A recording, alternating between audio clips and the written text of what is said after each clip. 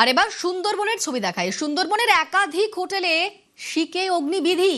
বহু হোটেল এমন রয়েছে যেখানে আগুন নেভানোর যন্ত্রই নেই, আগুন নিয়ন্ত্রণের জন্য পর্যাপ্ত জলের ব্যবস্থাও নেই। আগুন নিয়ন্ত্রণে ভরসা নাকি এলাকার পুকুর, এমনটা দাবি করছেন হোটেলের মালিকরা।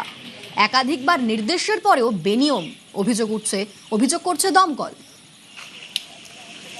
এখানে কি ফায়ার সিস্টেম আছে? না, ফায়ার সিস্টেম নেই। অবশ্যই প্রত্যেক হোটেলে এরকম টুরিস্টরা যেহেতু আসছে থাকছে, তাদের একটা লাইফের রিস্ক তো আছে। সবাই চাই ভালোভাবে সুস্থভাবে ঘুরতে এসেছে আবার যেন ফিরে যায়, তাহলে সব হোটেলে এরকম ব্যবস্থা রাখা উচিত। আমরা ফায়ার সেফটির জন্য প্রশাসন বিভাগ থেকে আমাদেরকে জুলাইয়ের 15 তারিখ নোটিশ ধরিয়েছে। আমরা ফায়ার সেফটির যেহেতু প্রচুর ট্যুরিস্ট আসছে, তার জন্য ট্যুরিস্টের সেফটি সিকিউরিটির কথা মাথায় রেখে আমরা ফায়ারে যা যা নেওয়ার দরকার সরকারের নিয়ম অনুযায়ী আমরা প্রত্যেকটা হোটেলে সেগুলো লাগানোর ব্যবস্থা করব।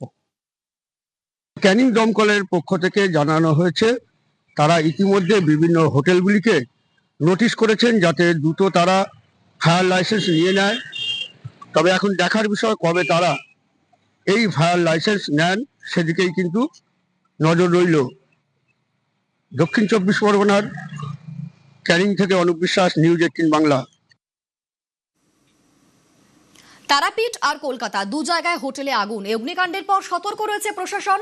শ্রীরামপুরে ময়দানে নেমেছে পুলিশ আর দমকল। একাধিক হোটেলে হানা দেয় পুলিশ এবং দমকলের আধিকারিকরা। খতিয়ে দেখা হচ্ছে হোটেলের ফায়ার লাইসেন্স দেখাতে না পারলেই হোটেল বন্ধের কড়া হুঁশিয়ারি।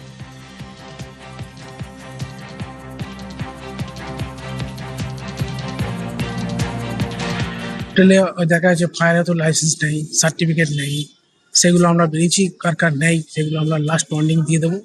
এরপরে না হলে কিন্তু সিল করে দেবো। আমাদের ওই আইসি সাহেব আছেন, পুলিশের তরফ থেকে এসআই সাহেব আছেন, তো এগুলো আমরা দেখছি, সব আমরা এনকোয়ারি করছি।